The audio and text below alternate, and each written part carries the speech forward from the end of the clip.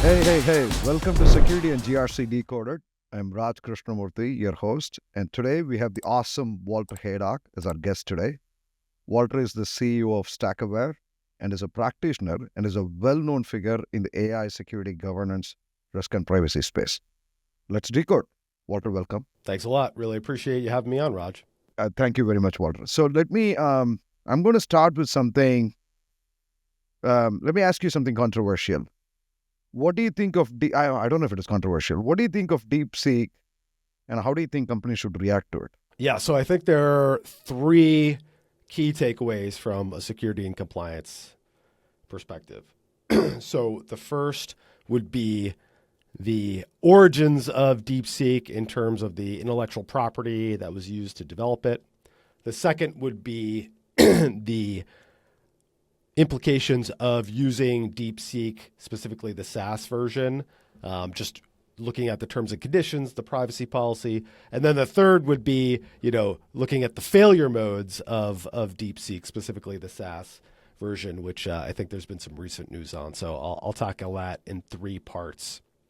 So on the first piece, I think it's interesting that OpenAI is alleging or suggesting that some of their intellectual property was used to train the model. And, it's certainly possible that that happened. I mean, every piece of technology is going to build off additional or predecessors. And really, it's a question of like, how closely are they matching those predecessors? And, I'll leave that for the lawyers. But, certainly from a cybersecurity perspective, it's important to protect your intellectual property, make sure that you have mechanisms to prevent others from using it for their commercial gain. The second piece would be looking at the use of the SaaS version of DeepSeek in its intended approach. So first of all, it trains by default on all the prompts that you give it.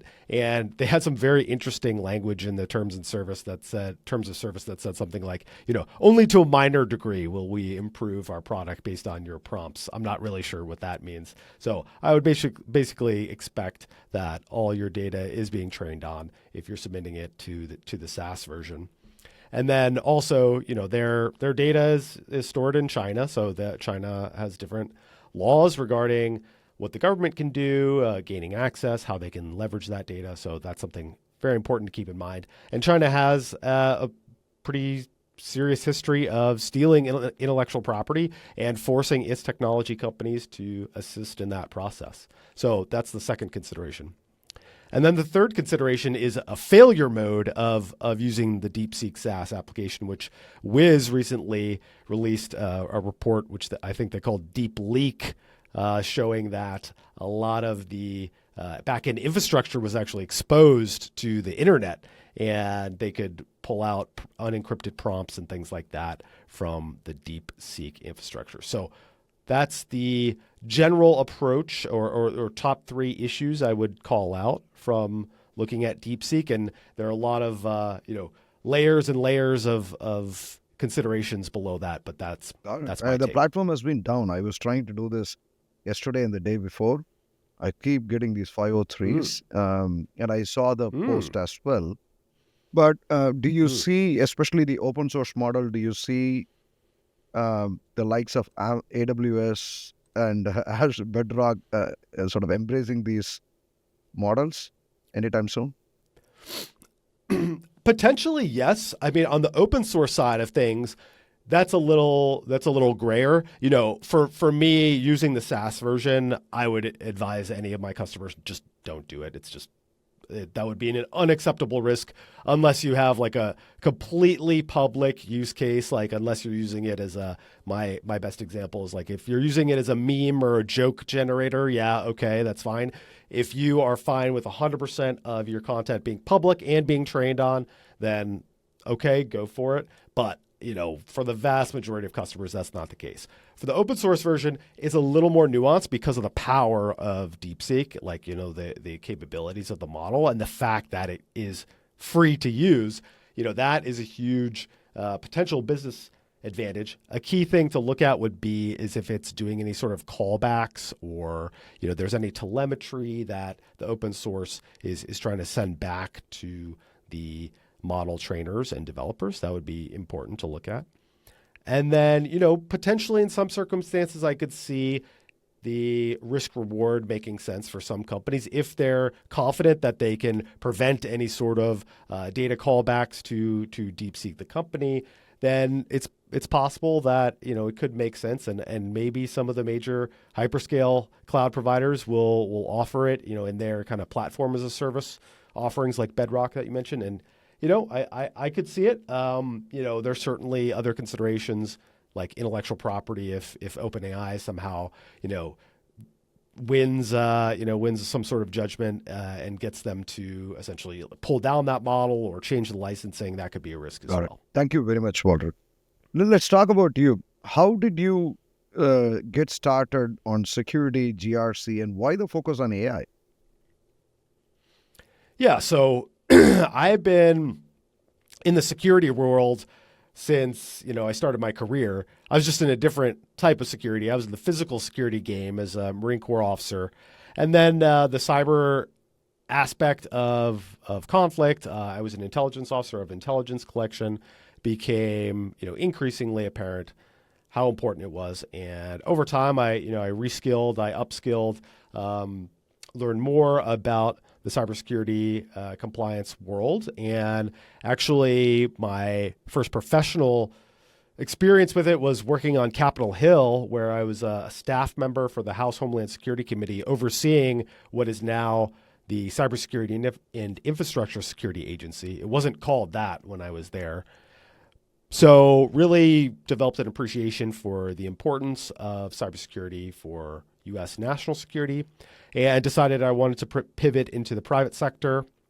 Did that. I worked at a big company as a product security guy for a couple of years, kind of cut my teeth in the private sector to learn how things worked, how software development ran, and then worked at a security specific vendor, also as a product manager after that. And then in 2022, decided to start my own company and actually did a pretty hard pivot for StackAware. We started as a vulnerability management platform. And in fact, StackAware, we still use our vulnerability management tooling internally, but we don't sell it anymore because there just wasn't a market demand for it.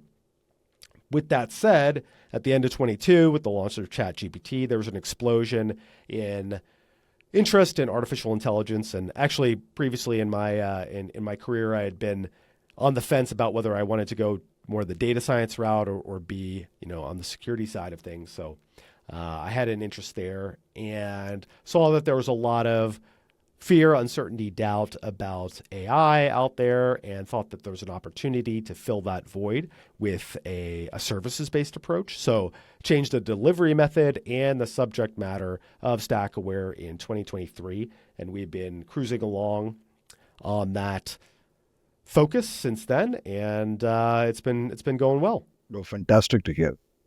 What is your view of security, governance, risk compliance, and privacy, and the intersection of that with AI? What is your view on that? Yeah, it's a broad topic, and I guess I earn my living trying to answer that question. None of the fundamentals change, in my opinion. You need to understand what is your risk appetite based on business considerations, based on regulatory considerations, ethical considerations. You need to establish that before you really do anything else. And then you can build your GRC program around your risk appetite to ensure that you stay within it. And AI presents a lot of opportunities to exceed your risk appetite in unanticipated ways because, as I mentioned, that fear, uncertainty, and doubt out there where folks have difficulty wrapping their heads around how these systems work. And they're not magic, but some folks do interpret them or treat them as if they are magic. Recently, I saw, a gentleman, he mentioned, that as soon as you provide information to any AI system, it's no longer confidential. And that's not necessarily true.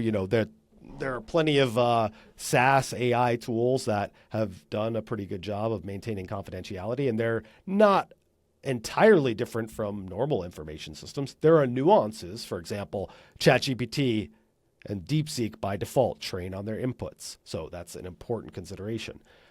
And, I went back and forth with this gentleman, and then he kind of corrected himself. He said, well, anything that you find on the App Store is not necessarily, going to protect your confidentiality, which is also not true. Like, you can get the ChatGPT team version on the App Store. You need to pay a subscription for it, but they have guarantees of confidentiality. They don't train on your data. There are some nuances in terms of retention, but it's a complex topic, and AI adds a wrinkle to it that certainly is worth investing in and learning about, but the fundamentals still apply. Okay, got it. And Mark Anderson, I think initially, if you remember, he said software is eating the world. He has changed that tune to AI is eating the world.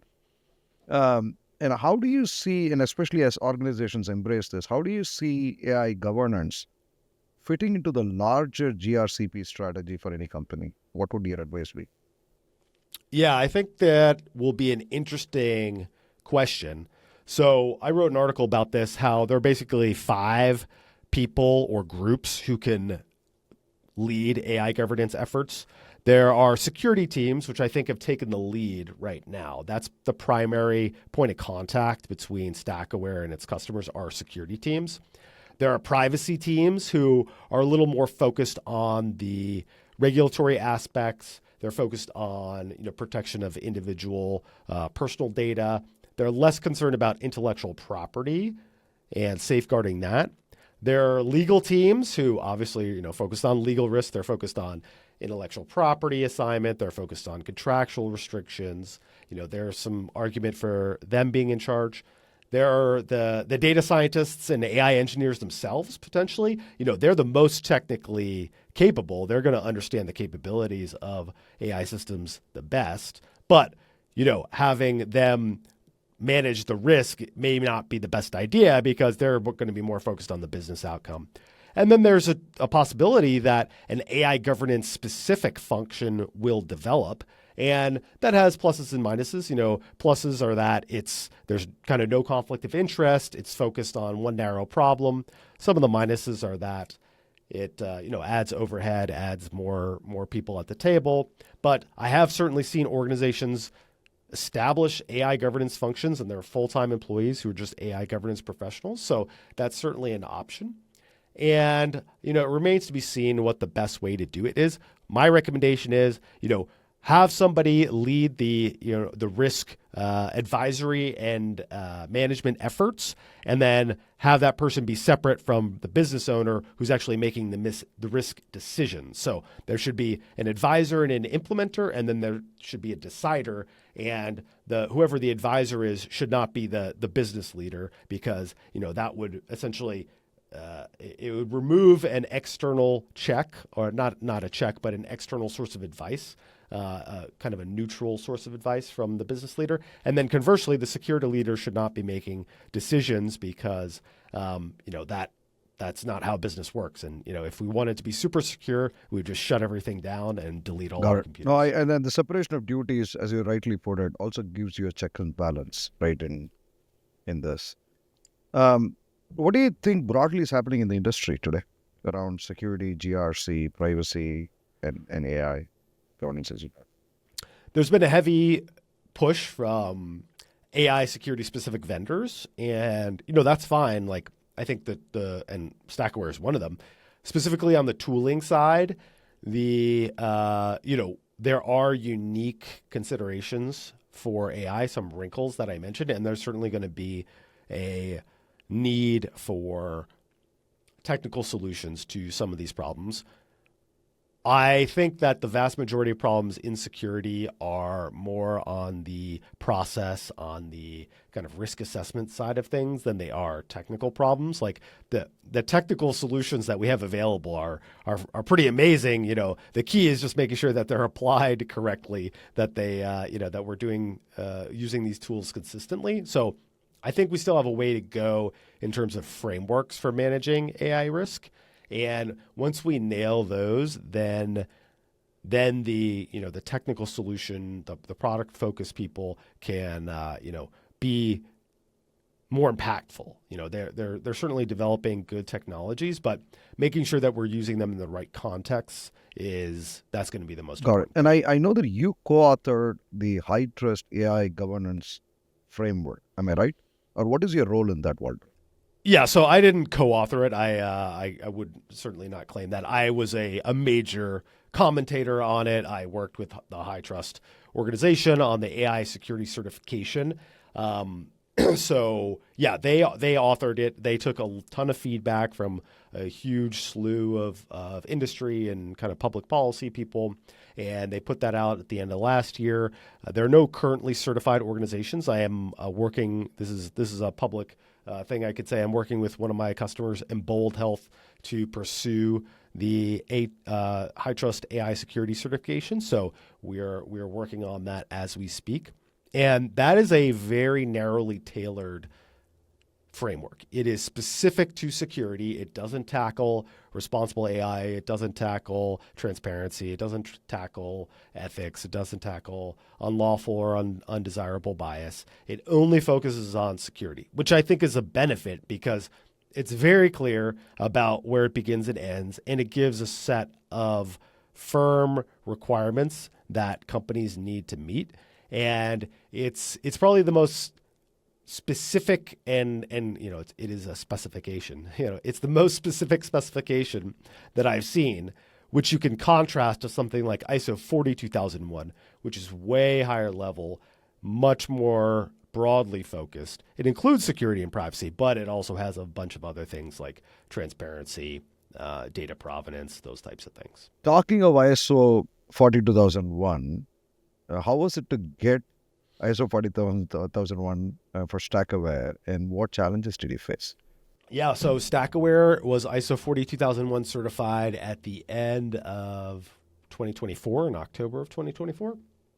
And it was a challenge because it was a new framework, and we were actually only the second company that our auditor had been going through in the process.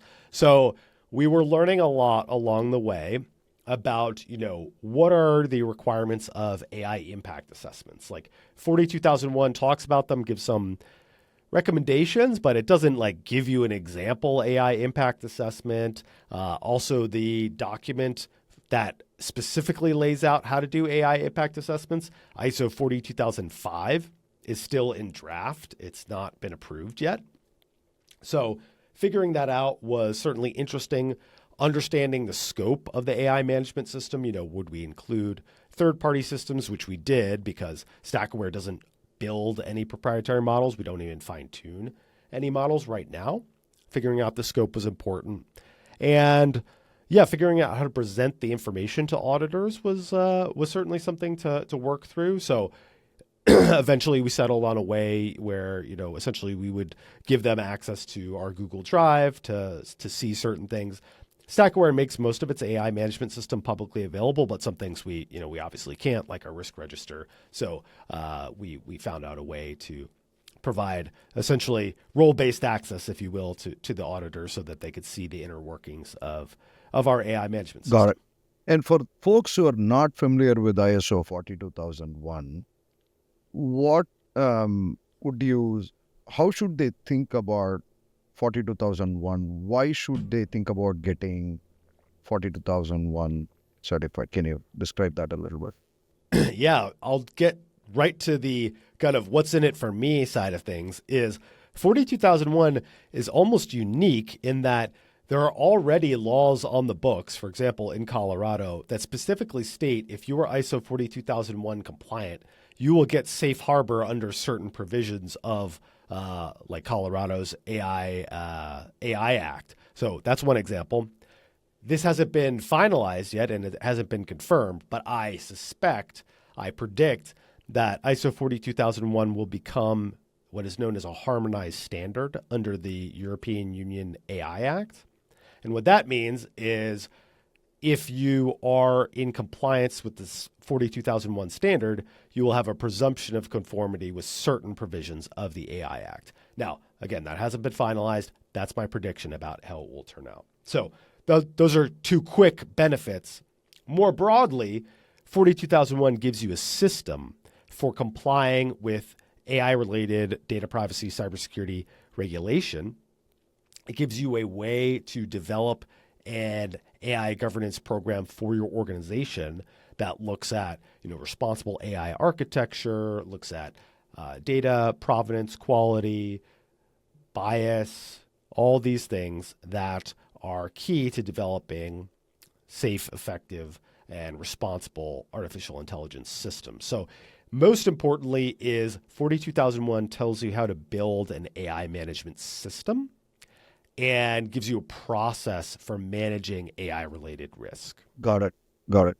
And how do you think practitioners should react to these changes that you're talking about, and how should they adapt to these challenges? Yeah. So from a regulatory perspective, the laws are quickly piling up. So I mentioned Colorado in the United States. New York City has its own local level law about artificial intelligence, specifically as it relates to hiring. Texas is developing a very comprehensive responsible AI governance act. It hasn't passed yet, but it's in process right now. So there's a big slew of regulations that are coming. There are a whole set of threat vectors that are coming, things that were not on the radar of security professionals previously: data poisoning, sensitive data generation, unintended training from AI systems. These are things that are new on the radar of a lot of security teams. So understanding how your data can be impacted and making sure that you have a flexible compliance program that can identify these risks, whether they be technical, regulatory, what have you, is going to be really critical for companies that want to prosper in the coming decade or so. Got it. You talked about the emergence of AI governance, and you sort of articulated the security risk side and compliance side of it as well. How do you build a program? If somebody is going to ask you, what would your advice be? Yeah, I would recommend starting with a framework. So the two most popular ones would be the NIST AI Risk Management Framework, which is a U.S. Essentially government standard. It's mandatory for the U.S. government. It's not mandatory for anyone else. There's no way you can be certified on it, but it does provide a series of high-level recommendations for how to structure your governance program. That is certainly one option especially for US-based organizations. That could be a good approach if you don't need a formal external certification. The second one would be ISO 42001, which we discussed.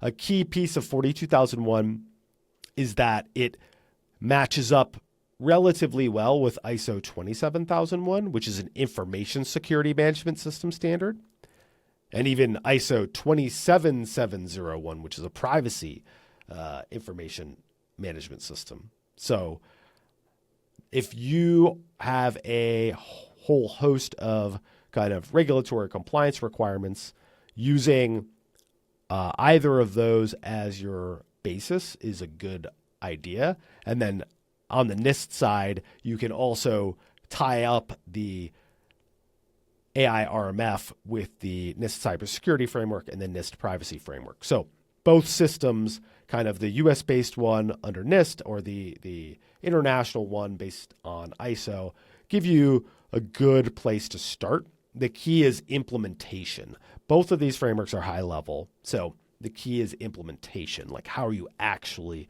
going to achieve the objectives? And we're talking of implementation, how can we use AI towards this implementation? Any ideas, suggestions? Yeah. I mean, StackAware obviously, uses AI heavily. We make sure that, all of our customer data is not being trained on, that it's not being indefinitely retained. Those are types of things that are top of mind. But with those safeguards in place, we can then use artificial intelligence to do a lot of cool stuff. For example, using it to brainstorm about potential threat vectors. That's a great use of the tool. You can summarize meeting notes and, pull out key risks that maybe you hadn't thought about when you were in the moment. Maybe looking at it after the fact, you have a better understanding of your risk surface. You can also use it on a technical level. You can, security operations centers. There are tons of AI SOC startups out there that are automating a lot of the detection and response to potentially malicious actors. It's useful in vulnerability management. The exploit prediction scoring system, that's a predictive AI tool, leverages a proprietary formula that's trained on a lot of vendor data that these vendors provide for free to the organization, the Forum of Incident Response and Security Teams. So AI is both a force multiplier for security teams, and it can be a challenge for security teams. The key is understanding how to use it securely and responsibly. Got it. And on EPSS, Walter, it's a 30-day exploit probability model, right? Is there an open source model? Because EPSS model is not open. It's open to use, but the model itself it's not open, right? Is there a model that correct? Is coming up? Yes, the EPSS model is not open source. The outputs of the model are open source, and essentially, First is running like a free SaaS app in the fact that they are hosting the EPSS model and make available an API to call its result to produce its results. But no, there is no open source model. To my understanding, that does the same. And that is primarily because the sensitivity, I believe it's because of the sensitivity of the data. Essentially, the inputs to the EPSS are attempted exploitation events. And there are some concerns about the providers of that data, about potentially exposing that. Obviously, they go through a lot of security controls like anonymization. They strip off, IP addresses associated with these exploitation attempts. But, there's still concerns that you don't want to open it up too much and then have that turn into a vulnerability itself.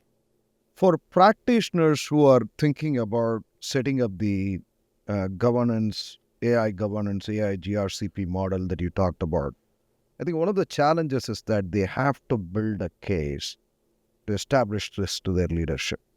Any advice in terms of how our listeners can effectively build a business case or take this to their leadership? Yeah, I'd say there are three broad buckets of risk that businesses are focused on. And it depends on what type of business it is. But specific to AI, basically the first risk is confidentiality risk. Like, are we leaking sensitive information to third parties? That's a big risk that some are primarily focused on. More B2C companies are focused on reputation risk, about somebody abusing a chatbot, getting it to agree to something or say something that damages us or even obligates us contractually, which is possible, as we've seen from, there's an incident with Air Canada where someone essentially got that chatbot to tell him something about the refund policy, which didn't end up to be true. And then that person sued Air Canada and won and forced Air Canada to perform what its chatbot said it would do. And then the third kind of risk that people are focused on is essentially litigation. They're worried about being sued for using or training on data or using the products that have been trained on certain types of data. And different organizations have different concerns, but generally they fall within those three buckets. And I would pick whatever bucket is most salient to the organization and then, do a deep dive and present that to your leadership and say, here are the risks, here's what's happened, here's what could happen. Here's my assessment on the probability and impact. And, as a business leader, what do you think we should do? Okay.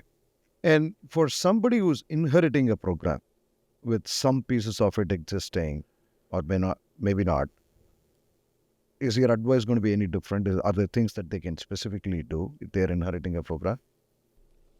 I would say that the general approach is the same. If you're taking over, a brownfield program, so to speak, rather than building it from scratch, your approach may need to be different because there'll be different business units that have certain interests, certain equities that you'll need to respect.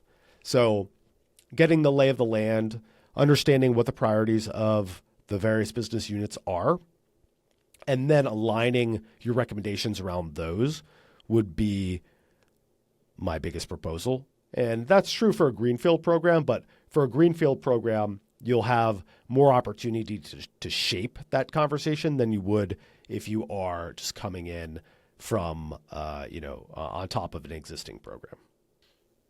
Are you seeing any innovations in this space as you look ahead? Yeah, so specifically from an AI governance perspective or just an AI perspective that has governance implications. AI governance perspective would be a good start, and then you can generally talk about what you're seeing around the AI perspective as well. Yeah, so I think having the existing GRC automation state-of-the-art catch up is going to be important. I know there are some GRC providers that offer ISO 42001 modules with them. There are, like I said, the technical security tools that attack AI-specific risks. I think the autonomous SOCs will be, will eventually be able to alleviate a lot of the burden on security teams. SOCs here as in SOC, and the security operations. Okay. SOC, yeah, security operations centers. Yes, not Sarbanes-Oxley or systems and organization controls. So many acronyms. Yes, so those I see the biggest innovations, potentially agentic security or governance AI. So you can have AI systems that are interacting with other systems that are autonomously enforcing your policies, procedures, regulatory requirements, things like that internally, I could see. And then on the flip side, agentic AI from just a business perspective is going to be a huge risk surface, massive risk surface. So, another a red line that I would say with very few exceptions is like I would advise all of my clients do not enable the computer control capabilities of Anthropic right now. Like you just don't know what the agent is going to do right now, and it's too risky unless you have like a very locked down system that there's no way that it can access sensitive data, it can't corrupt anything, it can't embarrass you. Only if you have those very controlled circumstances would I say is it appropriate.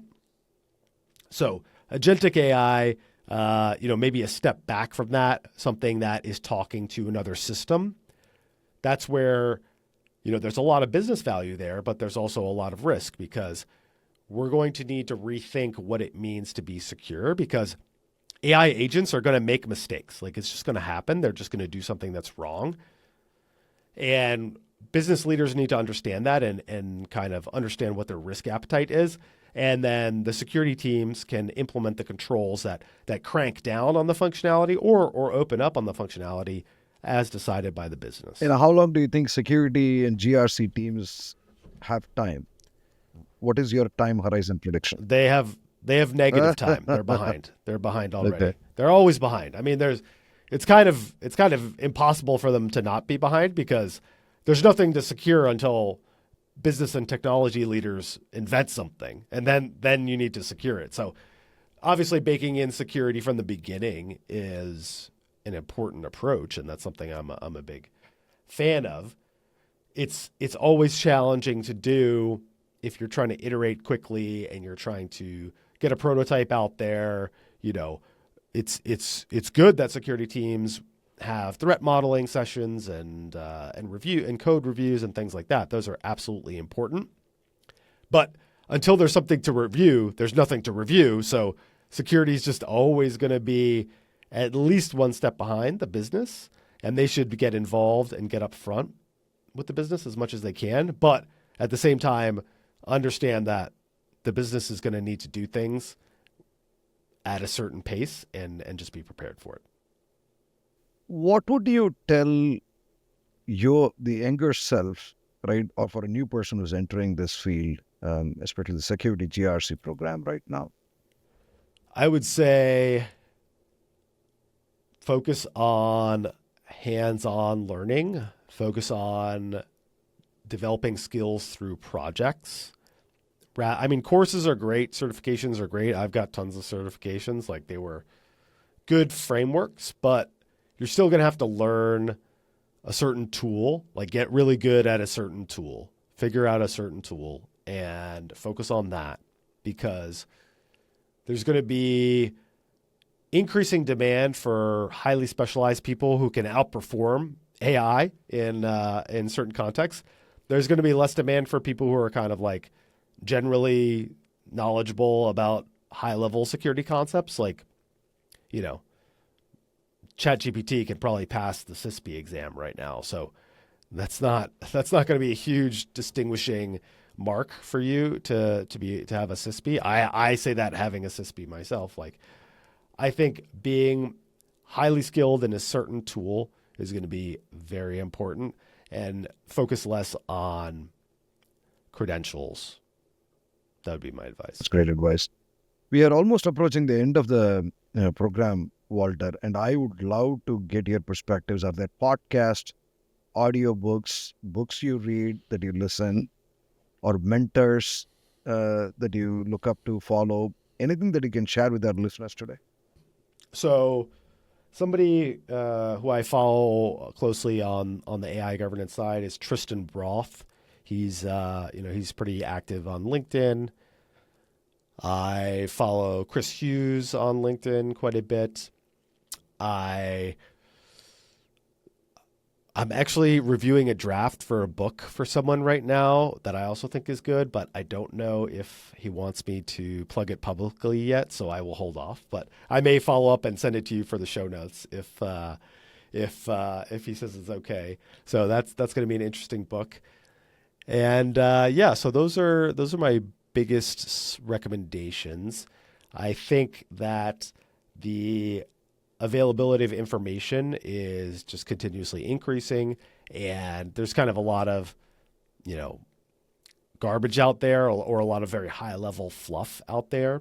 So find the folks who are writing about or speaking about the very specific use cases that you're focused on, to I would say to your audience, and listen to everything that they have, listen to every piece of information that they can provide, because, they're going to be some leaders out there who can see the future. Yeah, I think that's fantastic advice. And on that note, Walter, this was a great discussion. Great having you as a guest. Thank you very much.